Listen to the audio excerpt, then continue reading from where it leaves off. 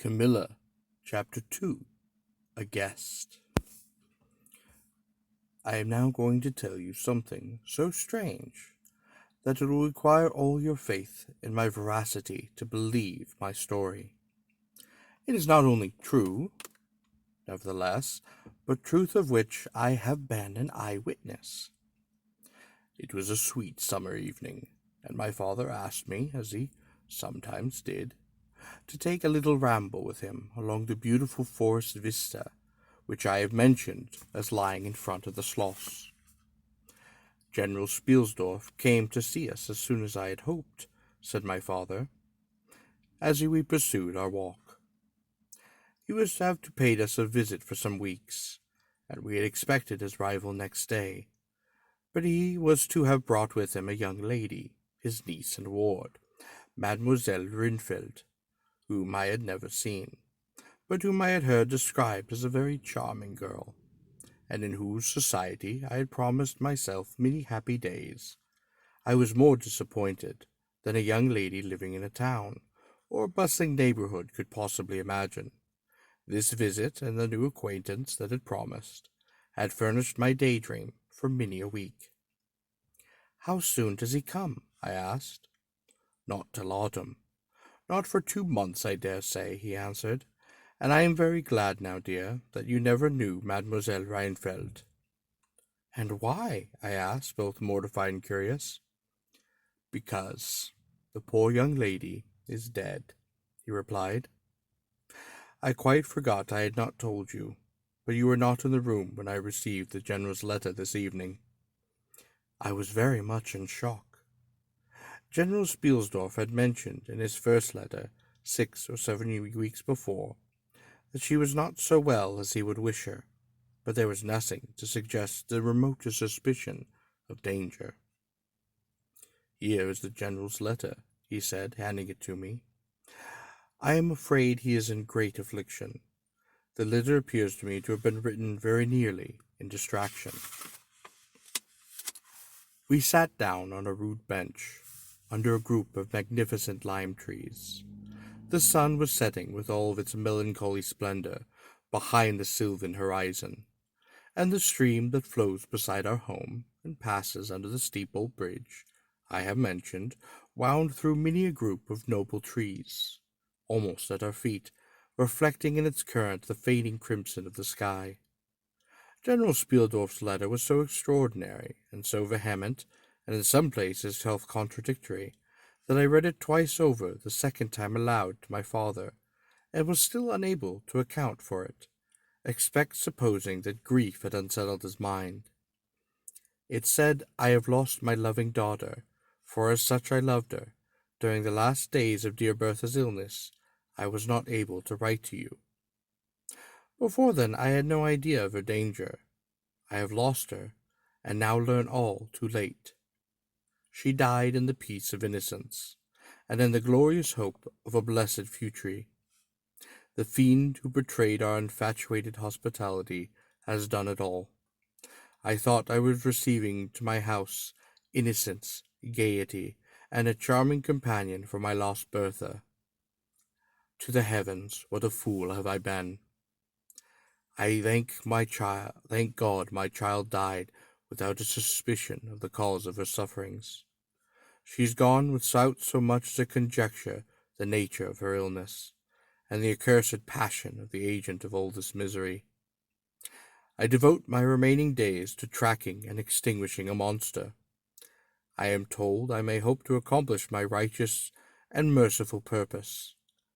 At present there is scarcely a gleam of light to guide me. I curse my conceited incredulity, my despicable affection of superiority, my blindness, my obstinacy, all too late. I cannot write or talk collectedly now. I am quite distracted. So soon as I shall have a little recovered, I mean to devote myself for a time to inquiry, and may possibly lead me as far as Vienna.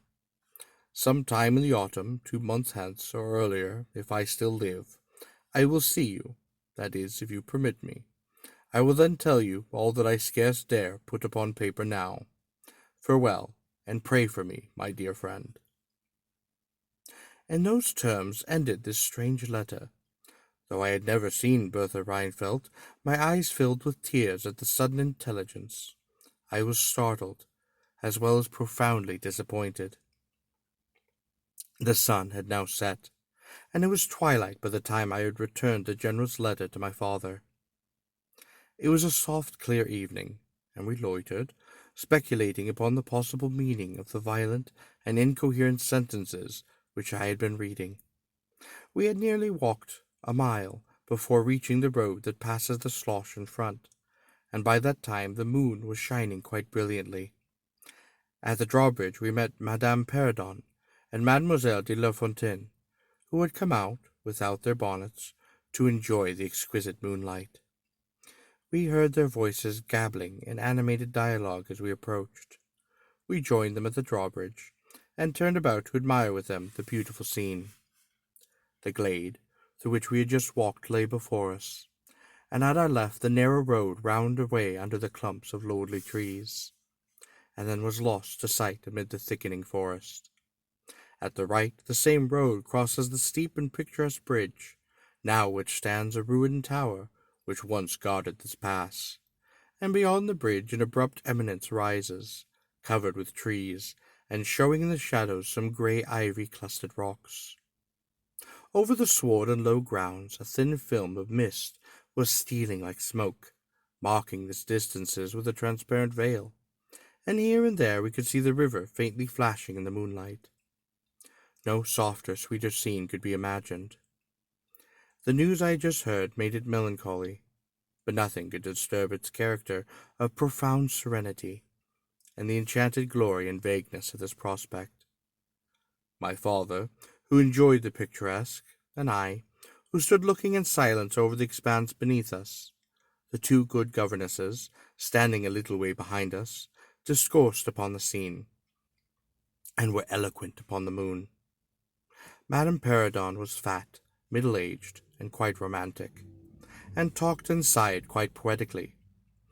Mademoiselle de La Fontaine, in right of her father, who was a German, assumed to be psychological, metaphysical, and something of a mystic, now declared that when the moon shone with a light so intense, it was well known that it indicated a special spiritual activity. The effect of the full moon in such a state of brilliancy was quite manifold. It acted on the dreams, it acted on lunacy, and it acted on the nervous people.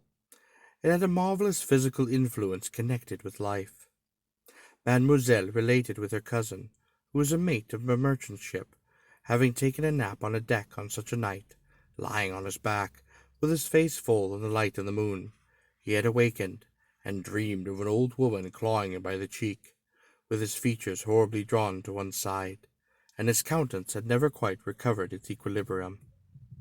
The moon this night, she said, is full of idyllic and magnetic influence, and see, when you look behind you at the front of the schloss, how all its windows flash and twinkle with that silvery splendor, as if unseen hands had lighted up the rooms to receive a fairy guest. There are indolent styles of the spirits in which, indisposed to talk ourselves, the talk of others is pleasant to our listless ears, and I gazed on, pleased with the tinkle of the ladies' conversation. "I have got into one of my moping moods tonight," said my father after a silence, and quoting Shakespeare, whom, by way of keeping up our English, he used to read aloud, he said, "In truth, I know not why I am sad. It wearies me. You say it wearies you, but how I got it, came by it. Oh, I forget the rest, but I feel as if some great misfortune were hanging over us. I suppose the poor General's afflicted letter has had something to do with it." At this moment the unwonted sound of a carriage wheel and many hoofs upon the road arrested our attention. They seemed to be approaching from the high ground, overlooking the bridge, and very soon the equipage emerged from that point. 2 horsemen first crossed the bridge, then came a carriage drawn by 4 horses, and 2 men rode behind. It seemed to be the travelling carriage of a person of rank, and we were all immediately absorbed in watching the very unusual spectacle. It became, in a few moments, greatly more interesting, for just as the carriage had passed the summit of the steep bridge, One of the leaders, taking fright, communicated his panic to the rest, and after a plunge or two, the whole team broke into a wild gallop together, and dashing between the horsemen who rode in front, came thundering along the road towards us with the speed of a hurricane. The excitement of the scene was made more painful by the clear, long-drawn screams of a female voice from the carriage window. We all advanced in curiosity and horror, me rather right in silence, and the rest with various ejections of terror. Our suspense did not last long.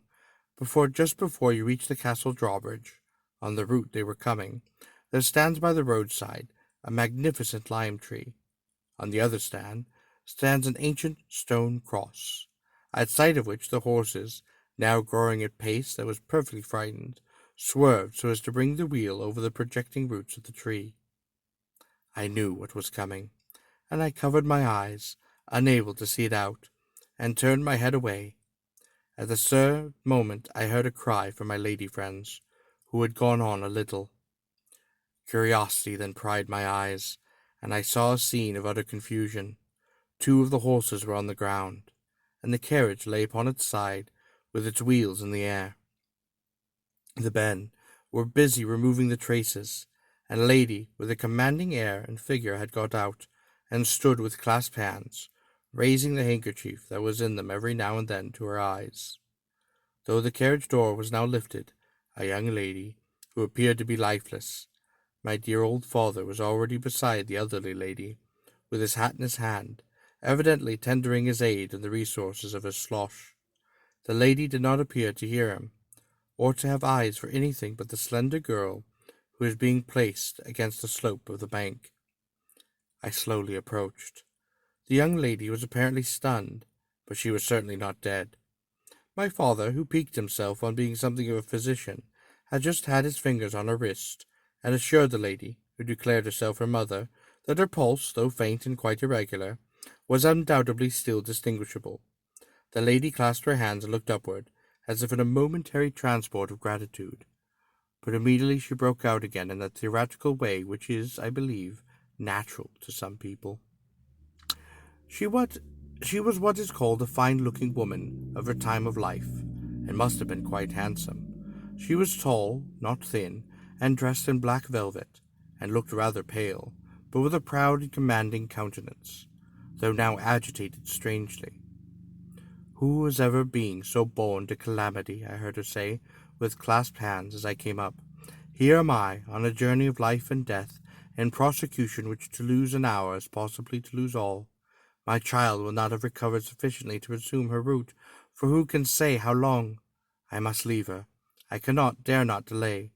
How far on, sir, can you tell, is the nearest village? I must leave her there, and shall not see my darling, or even hear of her till my return, 3 months. I plucked my father by the coat and whispered in his ear, "Papa, pray ask her to stay with us. It would be a delight. Do pray."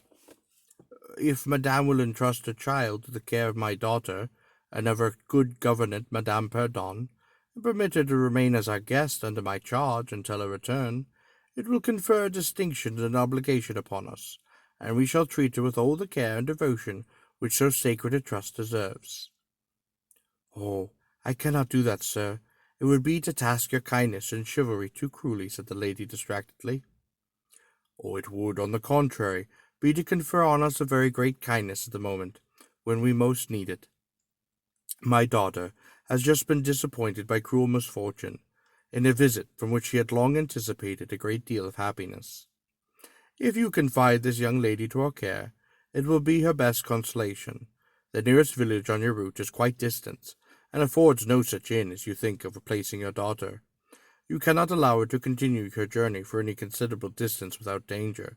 If, as you say, you cannot suspend your journey, you must part with her tonight, and nowhere could you do so with more honest assurance of care and tenderness than here."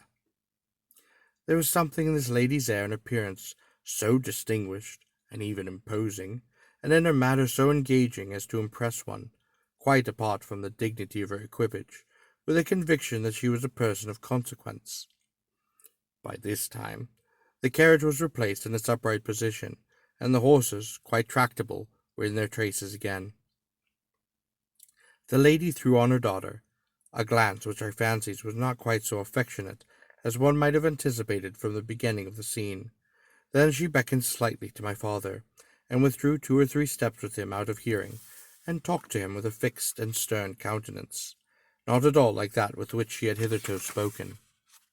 I was filled with wonder that my father did not seem to perceive the change, and was unspeakably curious to learn what it could be that she was speaking, almost into his ear, with so much earnest and quiet rapidity.